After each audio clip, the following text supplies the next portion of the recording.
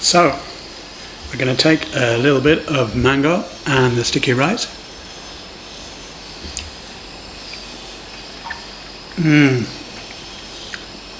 Like I said, the sugar is very, very sweet. The coconut milk, the coconut cream, very rich. The rice is just beautiful. And my Filipino friends will know I'm not a big fan of rice. Too much carbohydrate.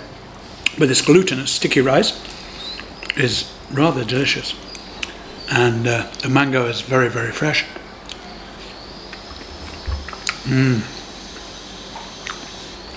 To be honest, I could sit here and eat the whole lot in one go.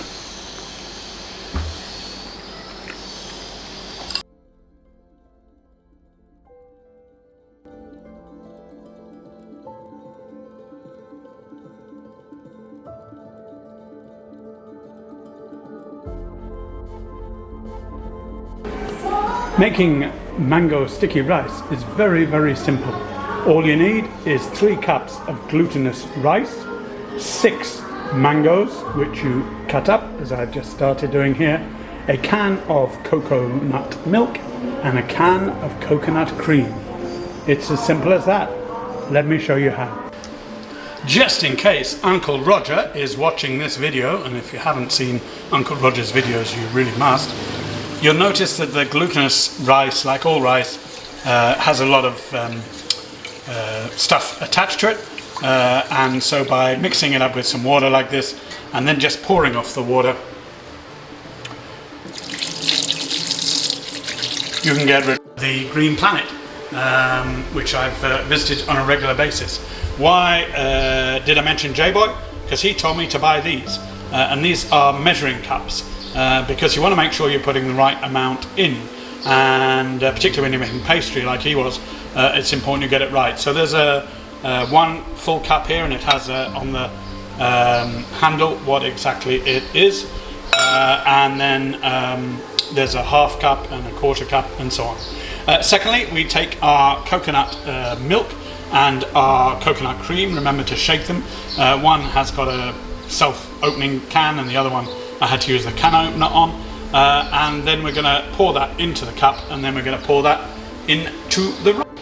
If you don't have a measuring cup, it's actually 2 cans of coconut milk, 750 ml, and 1 can of coconut cream, 500 ml. And now, being Filipino, one of the things I've learned is to not just throw away the cans, because there's quite a lot stuck around the can itself, and also in the cup. So what I've done is I've added a little bit of water, and I'm going to pour that in, and now I'm just going to pour a little bit of water into my 2 cans, give it a shake, and we do this here in the Philippines with absolutely everything, from washing up liquid. When that's running a bit low, we add some water, we give it a shake, and we get another whole container of washing up liquid.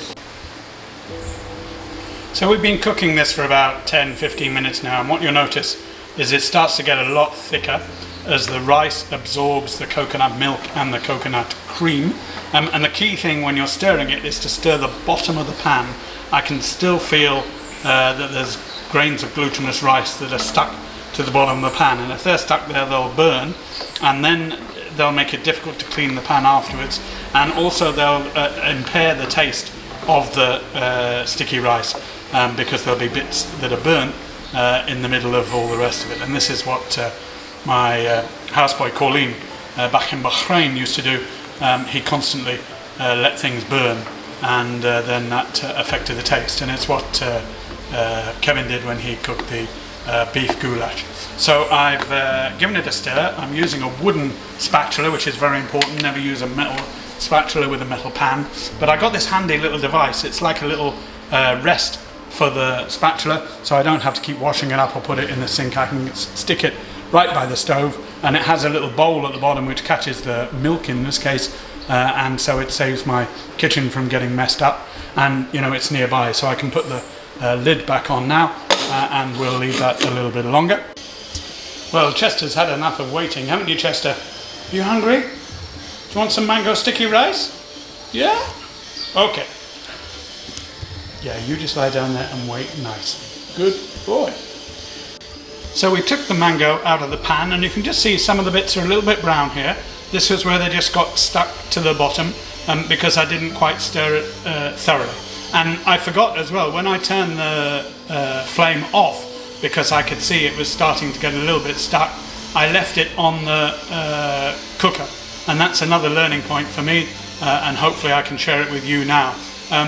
If you have food and you leave it over the cooker, there's still heat coming up, even though you turn the gas off, and it will still carry on burning and sticking underneath, which is what happened here. I don't think it's going to be enough to affect the taste of the dish. So I've taken the mango, I've spread it out, I've taken the rice and I've spread it out across the bottom. Do you know, I was just going to say then, Chester, can you edit that bit out? And then I remembered I'm doing the editing. Neil, can you edit that bit out? Okay, let's try this again. Take two. I've got the mango, which I've cut up now. There's 6 mangoes here. These mangoes are incredibly ripe, so it's difficult to make them into nice kind of wedges like it shows on the photograph in the recipe book. You remember we wanted 3/4 of a cup of sugar, so we're going to sprinkle this across the top. So this is quite a sweet dish. I mean, it is a dessert, but it's sticky rice, it's got coconut, and now it's got sugar on the top. So if you don't like something that's very, very sweet, you might not like this dish. Best, I think my advice would be to have a small quantity. Here's proof of my clean as you go. Whilst the sticky rice was cooling down in the blue dish, I soaked the pan because that rice is a bit stuck to the bottom and it's going to take a while to come off. So best if you can put some water and some washing up liquid in there and just leave it to soak. It'll ease the rice away from the bottom. So now what I'm going to do is I'm going to pour. Normally you place the pieces on the top, but my mango is so runny here that I'm just going to shake it gently across the top of the sticky rice. And there's a bit of mango juice as well, which will add to the sweetness of it. And I think that looks pretty enticing in its own right. But the recipe author suggests that you also add desiccated coconut over the top. Now, interesting enough, I'm eating a dish here that has got coconut milk in it, but I'm not a big coconut fan in its own right. Even when my friend Rodell climbs to the top of the coconut tree to bring me fresh buko juice. Sorry, Rodell, I'm coming up with a confession now. I didn't actually drink that much of it. So for some reason I don't like coconut. And one of the things I do if I really like something is I make a note in my recipe book. My brother Andrew hates me for this. He says you should just put little post-its on it so you can remove them and you don't ruin the recipe book. This is actually another dish, but I always put the date when I cook it and what I thought. So in this case, for my mango sticky rice, I'm going to write Bonga triple syrup